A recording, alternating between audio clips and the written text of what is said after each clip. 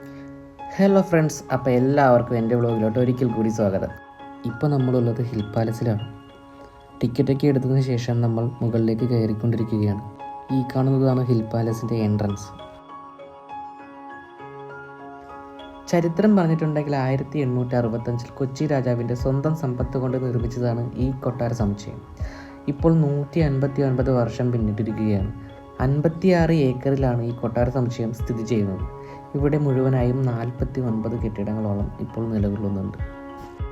1980 കൊച്ചി രാജകുടുംബം ഈ പാലസ് കേരള ഗവൺമെൻറ്റിന് കൈമാറി.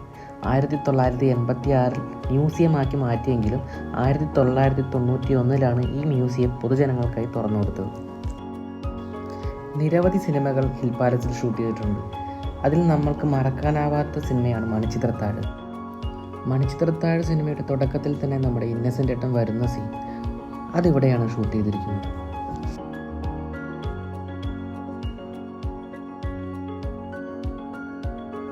അതിനുശേഷം കുടതൂക്കിയിട്ട് പോകുന്ന പ്രതിമയുമൊക്കെ നമുക്കിപ്പോൾ കാണാം.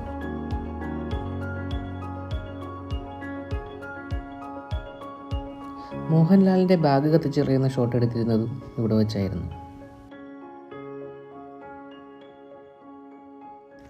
കൊട്ടാരത്തിനകത്തെ കാഴ്ചകളൊക്കെ പറഞ്ഞറിയിക്കാവുന്നതിനും അപ്പുറമാണ്. ഒറ്റ ഈട്ടിത്തടിയിൽ കൊത്തിയെടുത്ത ഒരു ആനയുടെ ശില്പമാണ് നിങ്ങളിപ്പോൾ കാണുന്നത്.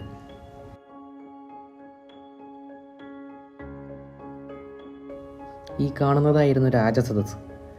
ഇവിടെ സിംഹാസനവും മറ്റംഗങ്ങൾക്കുണ്ടായിരുന്ന കസേരകളും നമുക്ക് കാണാം. ഇത് കൊട്ടാരത്തിൻ്റെ മട്ടുപ്പാവാണ്. ഇവിടെ ശോഭനയുടെ രംഗം ചിത്രീകരിച്ചിരിക്കുന്നത് നമുക്ക് കാണാം. അന്നത്തെയും ഇന്നത്തെയും വ്യത്യാസം പറയുവാനാണെങ്കിൽ ഇന്നത്തെ പുതിയ കെട്ടിടങ്ങൾ ശ്രദ്ധിച്ചാൽ മതി.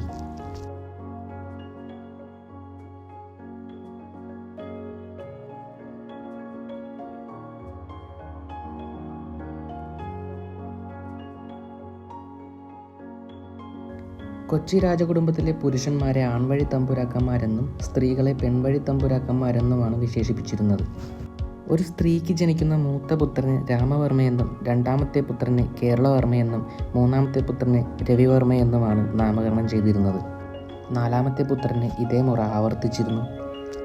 2-3 പതിറ്റാണ്ടുകൾക്ക് മുന്നേ മുതൽ മാത്രം കേരളീയർക്ക് പരിചയമുള്ള ഒന്നാണ് ടൈൽസ്, മാർബിൾ എന്നിവയെല്ലാം.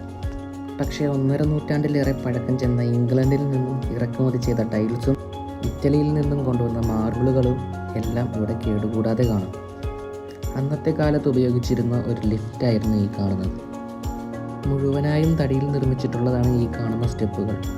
കൂടൽ മാണിക്യം ക്ഷേത്രവും കൊട്ടാരവും പഴയന്നൂർ കൊട്ടാരവും ക്ഷേത്രവും എന്നിവയുടെ എല്ലാം മാതൃകകൾ ഇവിടെ കൊത്തിവെച്ചിരിക്കുന്നത് കാണാം.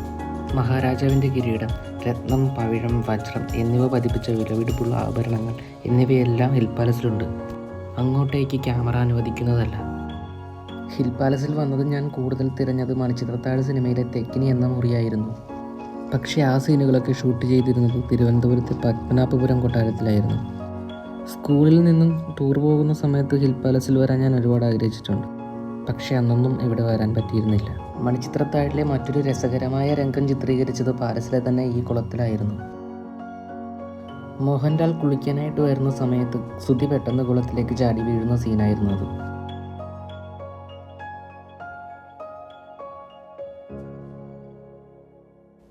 കുളമൊക്കെ ഇപ്പോൾ അടച്ചിട്ടിരിക്കുകയാണ്.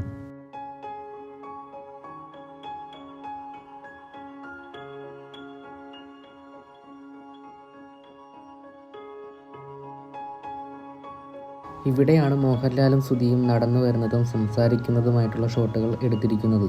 അതിനുശേഷം മോഹൻലാൽ ഏവൂർ എന്ന സ്ഥലത്തെപ്പറ്റി തിരക്കുന്നതും അവിടെ പോകാമെന്ന് പറയുന്നതുമായ രംഗം ചിത്രീകരിച്ച സ്ഥലമാണ് ഇപ്പോൾ കാണുന്നത്.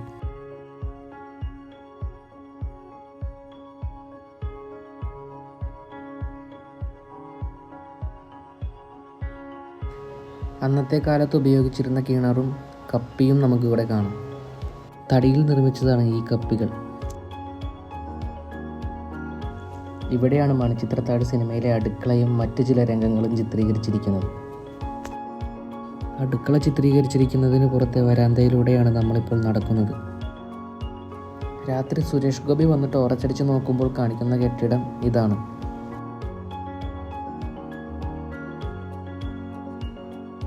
അന്നത്തെ കാലത്ത് ഉപയോഗിച്ചിരുന്ന വലിയൊരു ഇരുമ്പ് പാത്രമാണ് ഈ കാണുന്നത്.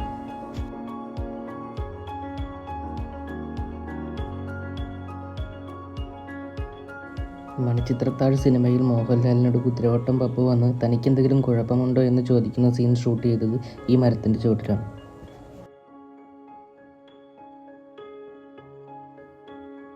പുരാതന കേരള വാസ്തുശാസ്ത്രത്തിൻ്റെ മികവ് തന്നെയാണ് ഹിൽ പാലസ് എന്ന് പറയാതിരിക്കാൻ വയ്യ. 3-ാം മുറ സിനിമയിൽ ലാലു അലക്സിൻ്റെ ഒളി സങ്കേതമായി കാണിക്കുന്ന കെട്ടിടമാണിത്.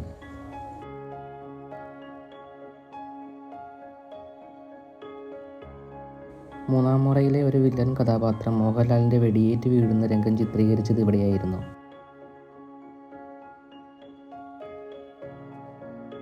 കൂടാതെ ഇവിടെ ഒരു മാൻ പാർക്കുണ്ട്.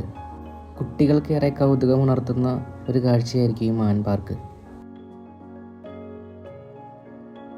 3-ാം മുറ സിനിമയിൽ മോഹൻലാൽ കയറിപ്പോകുന്ന തുരങ്കമാണ് ഈ കാണുന്നത്. സിനിമയിൽ വലിയൊരു തുരങ്കമായിട്ടാണ് കാണിക്കുന്നതെങ്കിലും സത്യത്തിൽ ഇതൊരു കുഞ്ഞു തുരങ്കമാണ്.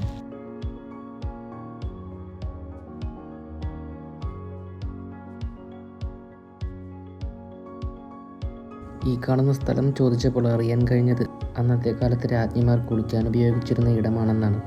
ശരിയായിരിക്കണമെന്നില്ല, പക്ഷേ കുളിമുറിയുടെ ലക്ഷണങ്ങളൊക്കെ അവിടെ കാണാം.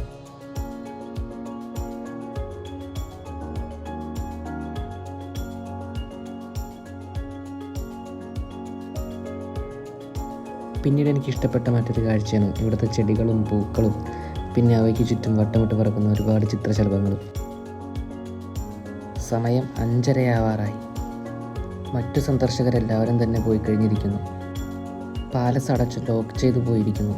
ഇന്നസെൻ്റ് ഏട്ടൻ കുട തൂക്കിയിട്ടിട്ട് പോയ പ്രതിമയും താക്കോലെടുക്കാതെ പോയ രംഗവുമാണ് ഇപ്പോൾ എൻ്റെ മനസ്സിൽ. ഇന്നസെൻ്റ്, നെടുമുടി വേണു, KPC ലളിത, തിലകൻ, കുതിരവട്ടം പപ്പു. മലയാള സിനിമയ്ക്ക് നഷ്ടപ്പെട്ട അമൂല്യ പ്രതിഭകളായിരുന്നു ഇവരെല്ലാവരും എന്ന് ഞാൻ പറയേണ്ടതില്ലല്ലോ. ചാനൽ ഇഷ്ടമായെങ്കിൽ സബ്സ്ക്രൈബ് ചെയ്യണമെന്നും സപ്പോർട്ട് ചെയ്യണമെന്നും ഓർമ്മപ്പെടുത്തുന്നു. കൂടാതെ നിങ്ങളുടെ വിലയേറിയ അഭിപ്രായങ്ങളും നിർദ്ദേശങ്ങളും കമൻറ്റ് ബോക്സിൽ രേഖപ്പെടുത്താൻ മറക്കരുത്.